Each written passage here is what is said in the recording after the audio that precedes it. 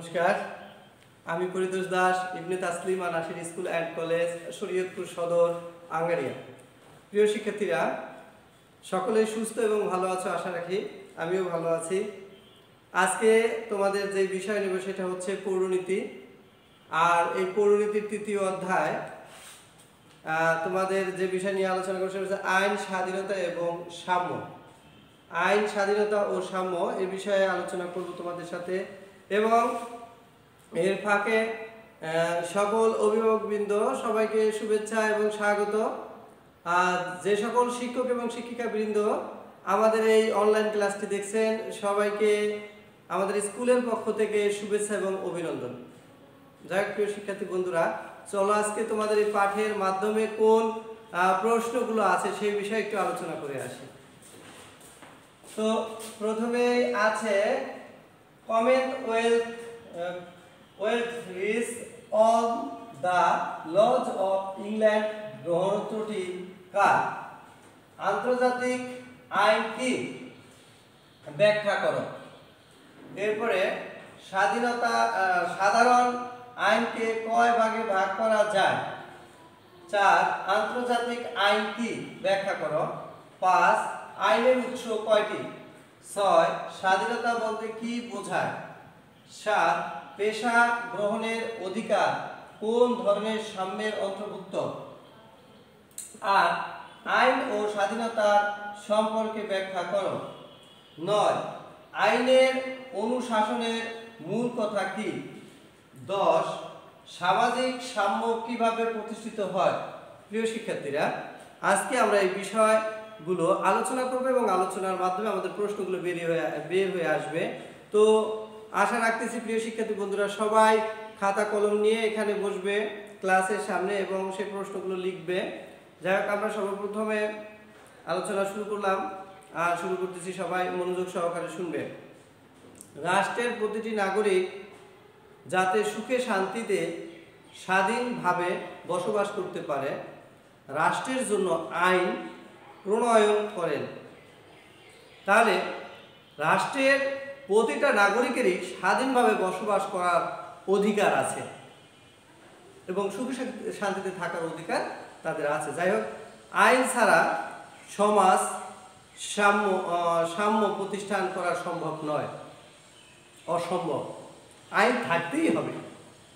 আইনের শাসনের মূল কথা হচ্ছে আইনের দৃষ্টিতে সকলের সমান, আইনের চোখে সকলের সমান। প্রিয় শিক্ষার্থী বন্ধুরা, আমরা সবাই জানি রাষ্ট্রের নাগরিক হিসেবে আমাদের সকলের আইনের বৈশিষ্ট্য, প্রকারভেদ ও উৎস, স্বাধীনতার স্বরূপ, প্রকারভেদ, সংরক্ষণের উপায়, সাম্যের ধারণা, আইন, স্বাধীনতা ও সাম্যের সম্পর্ক এবং নাগরিক জীবনের আইনের শাসনের গুরুত্ব ইত্যাদি জানা একান্ত আবশ্যক আমাদের। যাই হোক প্রিয় শিক্ষার্থীরা, আইন, আমরা সর্বপ্রথমে আইন নিয়ে আলোচনা করব। আসলে বলতে আইন কি? আইন বলতে সমাজে স্বীকৃত এবং রাষ্ট্র কর্তৃক অনুমোদিত নিয়ম কানুনকে বোঝায়, যা মানুষের বাহ্যিক আচরণ নিয়ন্ত্রণ করে। আইন মানুষের মঙ্গলের জন্য প্রণয়ন করা হয়। আইনের দ্বারা ব্যক্তির সাথে আইনের দ্বারা ব্যক্তির সাথে রাষ্ট্রের এবং রাষ্ট্রের সাথে রাষ্ট্রের সম্পর্ক নির্ধারণ করা হয়। রাষ্ট্র বা সার্বভৌমত্ব কর্তৃপক্ষ কর্তৃক আইন প্রণয়ন ও প্রয়োগ করা হয়। আইন ভঙ্গ করলে শাস্তির বিধান আছে, আইনকে ভঙ্গ করা যাবে না। প্রিয় শিক্ষার্থী বন্ধুরা, সবাই আইনের প্রতি শ্রদ্ধাশীল হতে হবে। আইনের কতগুলো মৌলিক বৈশিষ্ট্য লক্ষ্য করা যায়, নিচে তার সম্পর্কে আমরা একটু আলোচনা করব। তোমাদের সাথে এখন আমরা আলোচনা করব বিধিবদ্ধ নিয়মাবলী, একেবারে বিধিবিধান অনুযায়ী সুন্দর করে লিখে দেওয়া হয়। আইন কতগুলো প্রথা, রীতিনীতি এবং নিয়ম কানুনের সমষ্টি, বাহ্যিক আচরণের সাথে যুক্ত। আইন মানুষের আচরণ ও কর্মকাণ্ড নিয়ন্ত্রণ করে। যেমন আইন বিরোধী কোনো কাজের জন্য শাস্তি পেতে হবে। শাস্তির ভয়ে মানুষ অপরাধ থেকে বিরত থাকে।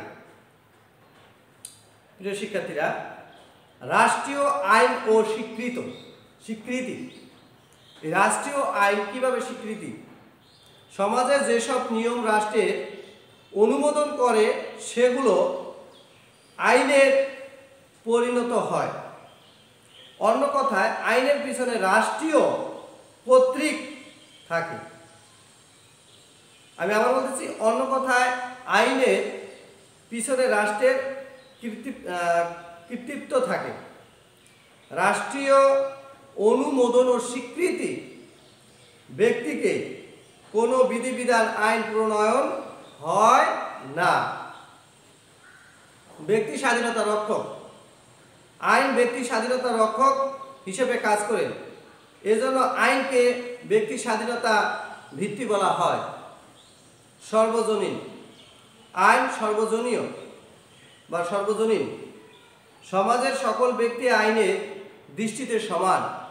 জাতি, ধর্ম, বর্ণ, গোত্র, নারী, পুরুষ, ধনী, গরিব সবার জন্য আইন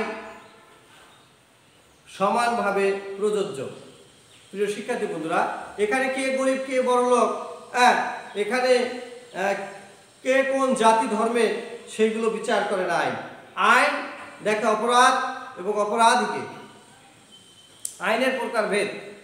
সাধারণত আইনকে 3 ভাগে বিভক্ত করে, যেমন সরকারি আইন, বেসরকারি আইন ও আন্তর্জাতিক আইন। এই 3টি আইন সম্পর্কে আমরা আলোচনা করব। সরকারি আইন। এই সরকারি আইনটা কি প্রিয় শিক্ষার্থী বন্ধুরা? ব্যক্তির সাথে রাষ্ট্রের সম্পর্ক বজায় রাখার জন্য যেসব আইন প্রণয়ন ও প্রয়োগ করা হয় তাকে সরকারি আইন বলে। তাহলে সরকারি আইনকে আবার কয়েকটি ভাগে ভাগ করা যায়, আর এগুলো হচ্ছে ফৌজদারি আইন ও দণ্ডবিধি আইন। রাষ্ট্রের বিচার বিভাগের কাজ পরিচালনার জন্য এ ধরনের আইন প্রণয়ন করা হয়ে থাকে। কোনো কারণে ব্যক্তির অধিকার ভঙ্গ হলে এ আইনের সাহায্যে তার অধিকার রক্ষার ব্যবস্থা নেওয়া হয়। প্রিয় শিক্ষার্থীরা, প্রশাসনিক আইন। রাষ্ট্রের শাসন কিভাবে এবং এর সাথে সংযুক্ত ব্যক্তিবর্গের কর্মকাণ্ড নিয়ন্ত্রণের জন্য এ ধরনের আইন প্রণয়ন করা হয়। এ আইনের মাধ্যমে বিভিন্ন প্রশাসনিক কাজ পরিচালিত হয়। প্রিয় শিক্ষার্থী বন্ধুরা, এবার সাংবিধানিক আইন। এ ধরনের আইন রাষ্ট্রের সংবিধানে উল্লেখ করা থাকে। সংবিধানের আইনের মাধ্যমে রাষ্ট্র পরিচালিত হয়। প্রিয় শিক্ষার্থী বন্ধুরা, বেসরকারি আইন। ব্যক্তির সাথে ব্যক্তির সম্পর্ক রক্ষার জন্য যে আইন প্রণয়ন করা হয় বা প্রয়োগ করা হয় তাকে বেসরকারি আইন বলে। যেমন চুক্তি ও দলিল সংক্রান্ত আইন। এ ধরনের আইন সামাজিক শৃঙ্খলা বজায় রক্ষার্থে সহায়ক ভূমিকা পালন করে থাকে। এরপরে আছে প্রিয় শিক্ষার্থী বন্ধুরা যে আন্তর্জাতিক আইন। এই আন্তর্জাতিক আইনটা মূলত কি? এক রাষ্ট্রের সাথে অন্য রাষ্ট্রের সম্পর্ক রক্ষায় যে আইন প্রণয়ন ও প্রয়োগ করা হয় তাকে আন্তর্জাতিক আইন বলে। বিভিন্ন রাষ্ট্র পরস্পরের সাথে কেমন আচরণ করবে, এক রাষ্ট্র অন্য রাষ্ট্রের নাগরিকদের সাথে কেমন ব্যবহার করবে, কিভাবে আন্তর্জাতিক সমস্যার সমাধান করা হবে তা আন্তর্জাতিক আইনের মাধ্যমে নির্ধারণ করা হয়। তো প্রিয় শিক্ষার্থী বন্ধুরা, আজকে আইনের উৎস সম্পর্কে একটু আলোচনা করব। তো এই আইনের উৎসটা মূলত কি? আইনের উৎসটা হচ্ছে আইনের উৎসের বিভিন্ন উৎস হতে পারে, আর এই আইনের কয়েকটি উৎস সম্পর্কে তোমাদের সাথে আমি আলোচনা করব প্রিয় শিক্ষার্থীরা। তো এখানে প্রথমে আমি আলোচনা করব প্রথা। আসলে প্রথাটা কি, এই প্রথা সম্পর্কে আমাদের জানতে হবে। দীর্ঘকাল যাবৎ কোন নিয়ম সমাজে চলছে বা চলতে থাকবে, এটা হচ্ছে একটা প্রথা। রাষ্ট্র সৃষ্টির পূর্বে প্রথার মাধ্যমে মানুষের আচরণ নিয়ন্ত্রণ হতো। রাষ্ট্র সৃষ্টির পর যেসব প্রথা রাষ্ট্র কর্তৃক অনুমোদন লাভ করে সেগুলো আইনে পরিণত হয় প্রিয় শিক্ষার্থী বন্ধুরা। যেমন যুক্তরাজ্যে অনেক আইন প্রথার উপর ভিত্তি করে সৃষ্টি হয়েছে। ধর্মীয় অনুশাসন ও ধর্মগ্রন্থ আইনের অন্যতম একটি উৎস। সকল ধর্মের কিছু অনুশাসন রয়েছে যা ওই ধর্মের অনুসারীরা মেনে চলে। এসব অনুশাসন সমাজ জীবনকে সুন্দর ও সুশৃঙ্খলভাবে পরিচালিত করতে সহায়তা করে প্রিয় শিক্ষার্থী বন্ধুরা। ফলে এসব ধর্মীয় অনুশাসন অনেক কিছুই পরবর্তীকালে রাষ্ট্রের স্বীকৃতি লাভের মাধ্যমে আইনে পরিণত হয়। যেমন মুসলিম আইন, হিন্দু আইন প্রভৃতি। আমাদের দেশের পারিবারিক ও সম্প্রতি আইনে অনেকগুলোর উপর উল্লেখিত দুটি ধর্ম থেকে এসেছে। আর এই দুটি ধর্ম কি কি? আইন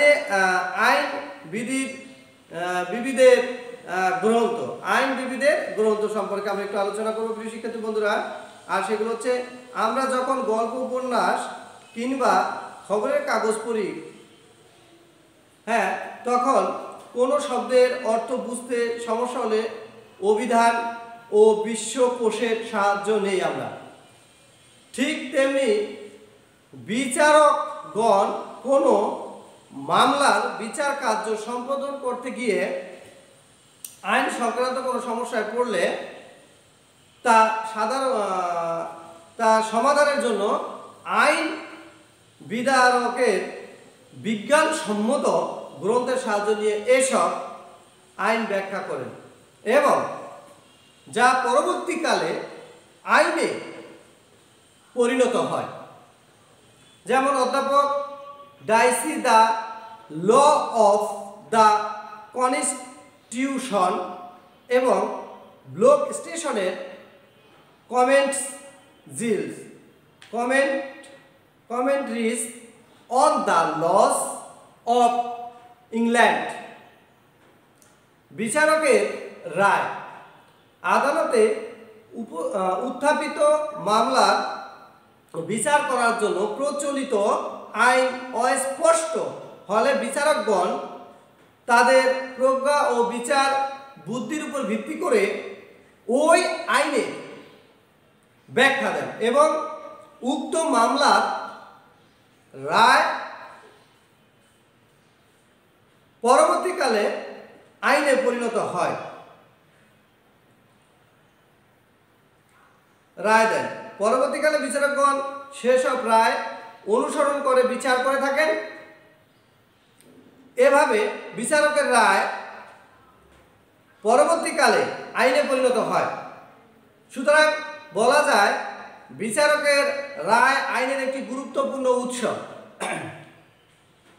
ন্যায়বোধ আদালতে এমন অনেক মামলা উপস্থাপিত হয় যা সমাধানের জন্য অনেক সময় কোনো আইন বিদ্যমান থাকে না। সে অবস্থায় বিচারকগণ তাদের ন্যায়বোধ বা বিবেক দ্বারা উক্ত মামলার বিচারকগণ বা বিচার কাজ সম্পাদনের করেন এবং পরবর্তীতে সময় তা আইনে পরিণত করে বা পরিণত হয়। আইনসভা আধুনিক কালে আইনের প্রধান উৎস হলো আইনসভা। জনমতের সাথে সঙ্গতি রেখে বিভিন্ন দেশের আইনসভা নতুন আইন প্রণয়ন করে এবং পুরাতন আইন সংশোধন করে যুগোপযোগী করে তোলে। প্রিয় শিক্ষার্থী বন্ধুরা, এত সময় আইন সম্পর্কে আমরা জেনেছি, তো আইন জানলাম, এখন তো শাসন সম্পর্কে আমাদের জানতে হয়। নাগরিক জীবনে আইনের শাসন। আইনের শাসনের অর্থ হচ্ছে কেউ আইনের ঊর্ধ্বে নয়, সবাই আইনের অধীন। অন্য কথায় আইনের চোখে সবাই সমান। আইনের দৃষ্টিতে সকল নাগরিকের সমান অধিকার প্রাপ্তির সুযোগকে আইনের শাসন বলে। প্রিয় শিক্ষার্থী বন্ধুরা, সবার উপরে আইন এর অর্থ আইনের প্রাধান্য। আইনের দৃষ্টিতে সকলে সমান এর অর্থ জাতি, ধর্ম, বর্ণ, লিঙ্গ, পেশা নির্বিশেষে আইনের সমান আশ্রয় লাভ করে থাকে। এর ফলে ধনী, দরিদ্র, সবল, দুর্বল সকলে সমান অধিকার লাভ করে। আইনের শাসনের প্রাধান্য থাকলে সরকার ক্ষমতার অপব্যবহার থেকে বিরত থাকবে এবং জনগণের আইনের বিধান মেনে চলবে। আইনের শাসনের গুরুত্ব অপরিসীম। আইন না থাকলে সমাজের অনাচার অরাজকতা সৃষ্টি হতো। আইনের শাসন অনুপস্থিতি থাকলে নাগরিক স্বাধীনতা, গণতন্ত্র, সামাজিক মূল্যবোধ, সাম্য কিছুই থাকতো না। যে শিক্ষার্থী বন্ধুরা, সাম্য, স্বাধীনতা ও মৌলিক অধিকার প্রতিষ্ঠার জন্য আইন অত্যাবশ্যকীয়।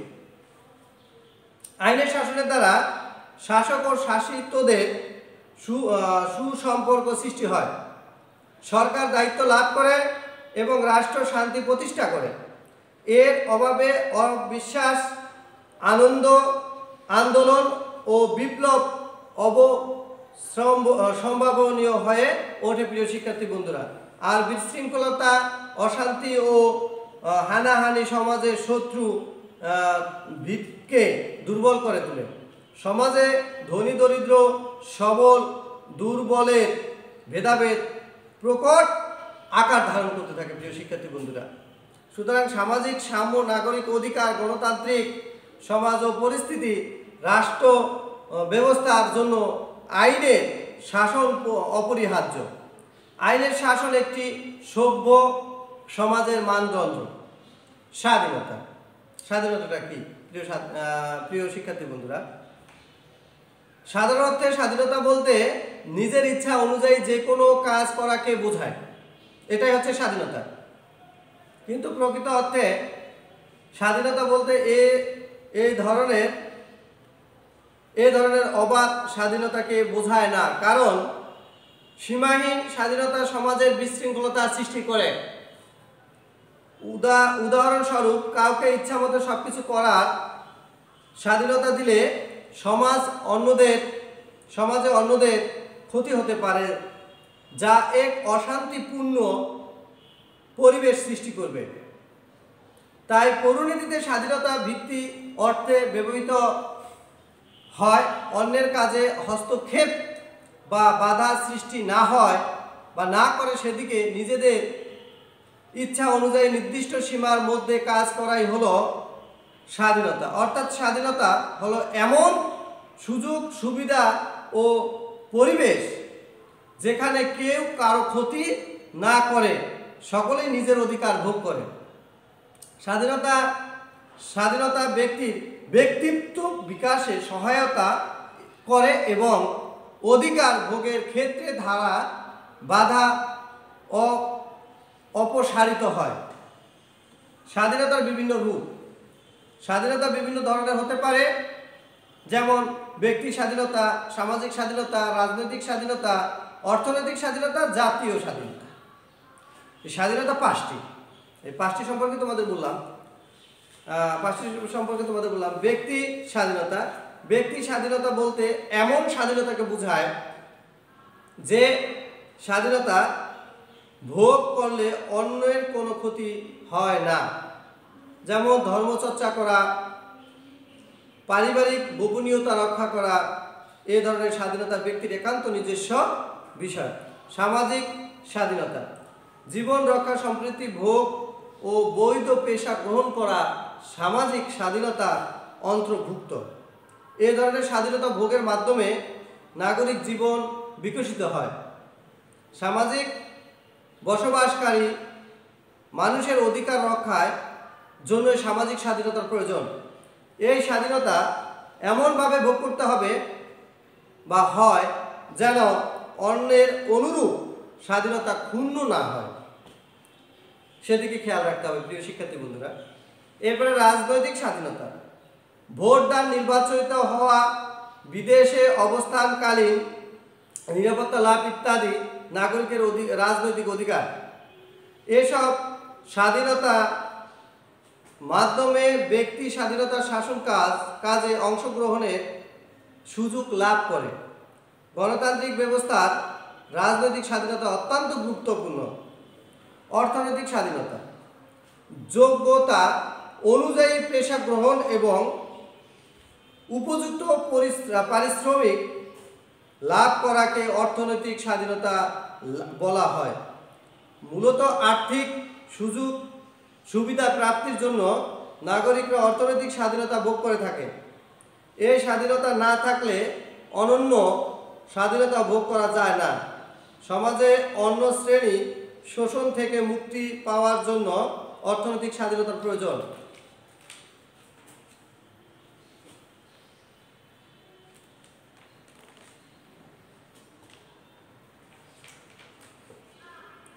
তা জাতীয় স্বাধীনতা, প্রিয় শিক্ষার্থী বন্ধুরা, বাংলাদেশ একটি স্বাধীন রাষ্ট্র এবং অন্য রাষ্ট্রের হস্তক্ষেপ থেকে মুক্ত আমাদের দেশটি।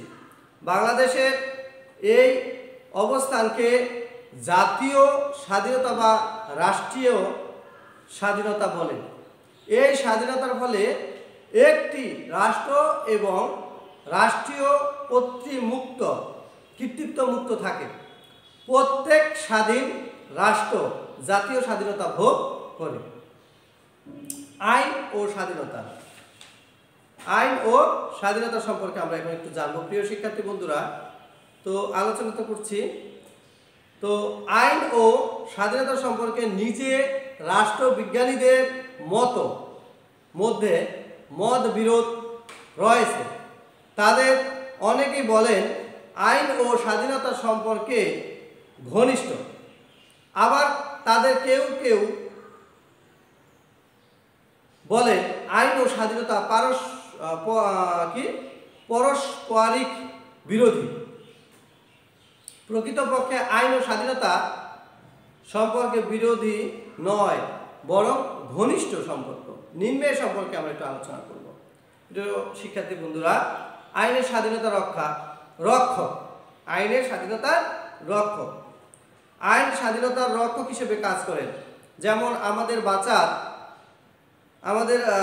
বাঁচার স্বাধীনতা রয়েছে, আইন আছে বলেই আমরা সকলেই বাঁচার স্বাধীনতা ভোগ করছি। জন লক যথার্থই বলেছেন, যেখানে আইন থাকে না সেখানে স্বাধীনতা থাকতে পারে না। এরপরে আছে আইন স্বাধীনতার অভিভাবক। আইন স্বাধীনতার অভিভাবক হিসেবে কাজ করেন পিতামাতা, যেমন অভিভাবক হিসেবে সন্তানদের সকল বিপদ আপদ থেকে রক্ষা করে, নিরাপদে রাখেন, ঠিক তেমনি আইন সব প্রকার বিরোধী শক্তিকে প্রতিহত করে স্বাধীনতা রক্ষা করে। আইন স্বাধীনতার শর্ত, আইনের নিয়ন্ত্রণ আছে বলে সবাই স্বাধীনতা ভোগ করতে পারে।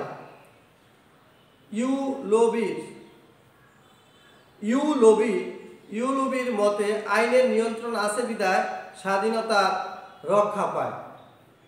আইন স্বাধীনতাকে সম্প্রসারিত করা, আইন নাগরিকের স্বাধীনতা সম্প্রসারিত করে সুন্দর, শান্তিময়, সুষ্ঠু জীবন যাপনের জন্য যা প্রয়োজন তাই আইনের দ্বারা সৃষ্টি হয়।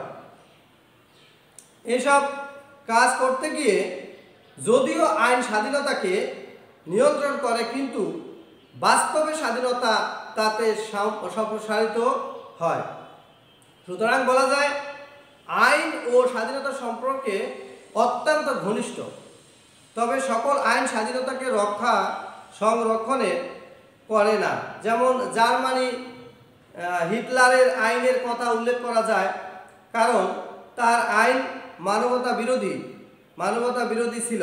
তবে যে আইন জনগণের সম্মতির উপর প্রতিষ্ঠিত, সে আইন স্বাধীনতা রক্ষক, অভিভাবক, শর্ত ও ভিত্তি। এরপর আমরা আলোচনা করব সাম্য নিয়ে। সাম্য অর্থ সমান। অতএব শব্দগত অর্থে সাম্য বলতে সমাজে সবার সমান মর্যাদাকে বোঝায়। কিন্তু সমাজে সবাই সমান নয় এবং সবাই সমান যোগ্যতা নিয়ে জন্মগ্রহণ করে না। প্রকৃত অর্থে সাম্য বলতে এমন এক সামাজিক পরিবেশকে বোঝায় যেখানে জাতি, ধর্ম, বর্ণ ইত্যাদি নির্বিশেষে যোগ্যতা অনুযায়ী সবাই সমাজে সুযোগ সুবিধা ব্যবহার করে সকলের নিজ নিজ দক্ষতা বিকাশ ঘটাতে হয় বা পারে। মূলত সাম্য বলতে বোঝায়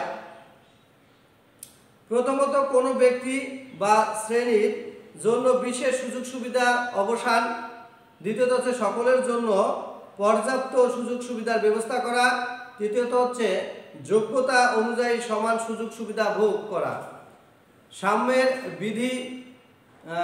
সাম্যের বিভিন্ন রূপ। মানুষের বিভিন্নমুখী বিকাশ সমাধানের জন্য বিভিন্ন ধরনের সুযোগ সুবিধার প্রয়োজন। নাগরিক জীবনের বিভিন্ন সুযোগ সুবিধা ভোগের জন্য সাম্যের বিভিন্ন ভাগে ভাগ করা যায়। যেমন সামাজিক সাম্য, 2 রাজনৈতিক সাম্য, 3 অর্থনৈতিক সাম্য, 4 আইনগত সাম্য, 5 স্বাভাবিক সাম্য, 6 ব্যক্তিগত সাম্য। সামাজিক সাম্য জাতি, ধর্ম, বর্ণ, লিঙ্গ, পেশা নির্বিশেষে সমাজের সকল সদস্যের সমানভাবে সামাজিক সুযোগ সুবিধা ভোগ করাকে সামাজিক সাম্য বলে।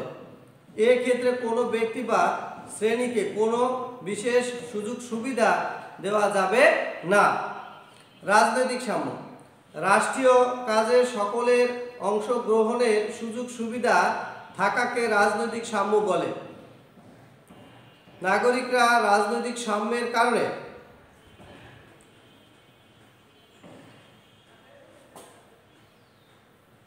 করাকে সামাজিক সাম্য বলে। আর এক্ষেত্রে কোনো ব্যক্তি বা শ্রেণীর কোনো কারণে মতামত প্রকাশ করা, নির্বাচিত হওয়া এবং ভোট দেওয়ার অধিকার ভোগ করা। অর্থনৈতিক সাম্য যোগ্যতা অনুযায়ী প্রত্যেকের কাজ করা ও ন্যায্য মজুরি পাওয়ার সুযোগকে অর্থনৈতিক সাম্য বলে। প্রিয় শিক্ষার্থীরা, বেকারত্ব থেকে মুক্ত, বৈধ পেশা গ্রহণ ইত্যাদি অর্থনৈতিক সাম্যের অন্তর্ভুক্ত। প্রিয় শিক্ষার্থী বন্ধুরা, আইনগত সাম্য জাতি, ধর্ম, বর্ণ নির্বিশেষে সকলকে আইনের দৃষ্টিতে সমান মনে করা এবং বিনা অপরাধে গ্রেপ্তার ও বিনা বিচারে আটক না করা ব্যবস্থাকে আইনগত সাম্য বলে। স্বাভাবিক সাম্য এর অর্থ জন্মগতভাবে প্রত্যেক মানুষ স্বাধীন এবং সমান, কিন্তু বাস্তবে জন্মগতভাবে প্রত্যেক মানুষ শারীরিক ও মানসিকভাবে সমান হতে পারে না। এজন্য বর্তমানে স্বাভাবিক সাম্যের ধারণা প্রায় অচল। ব্যক্তিগত সাম্য, প্রিয় শিক্ষার্থী বন্ধুরা, জাতি, ধর্ম, বর্ণ, বংশ ও মর্যাদা ইত্যাদি নির্বিশেষে মানুষে কোনো ব্যবধান না থাকাকে ব্যক্তিগত সাম্য বলে। সাম্য ও স্বাধীনতার সম্পর্ক। সাম্য ও স্বাধীনতা পারস্পরিক সম্পর্ক নিয়ে রাষ্ট্রবিজ্ঞান 2টি ধারণা রয়েছে। এক, সাম্য ও স্বাধীনতা পরস্পর সম্পূরক এবং সাম্য ও স্বাধীনতা পরস্পর বিরোধী। এই ধারণা দুটি ব্যাখ্যা করলে উভয়ই সত্যিকারের সম্পর্ক সুস্পষ্টভাবে হয়ে উঠবে। পরস্পর নির্ভরশীল। সাম্য ও স্বাধীনতা পরস্পর নির্ভরশীল। সাম্য ছাড়া স্বাধীনতার কথা যেমন কল্পনা করা যায় না, ঠিক তেমনি স্বাধীনতা ছাড়া সাম্যের কথাও ভাবা যায় না। এই ধরনের দুটি ব্যাখ্যা করলে উভয় সুতরাং বলা যায় একটি রাষ্ট্র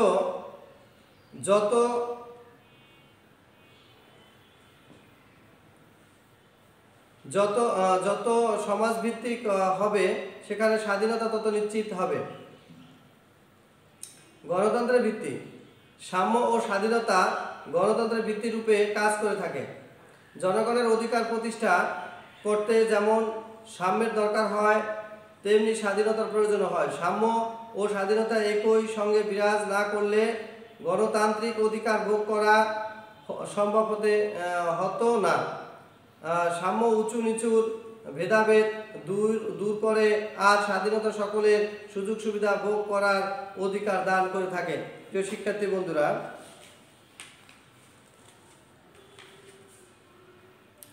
পরিশেষে বলা যায় সাম্য ও স্বাধীনতা পরস্পর পরিপূরক ও পরিপূরক। রাজনৈতিক, সামাজিক ও অর্থনৈতিক স্বাধীনতা ছাড়া রাষ্ট্রীয় কাজে অংশগ্রহণ, চলাফেরা ও জীবন ধারণের জন্য সাম্য ভিত্তিক সমাজ গঠন করা সম্ভব হবে না।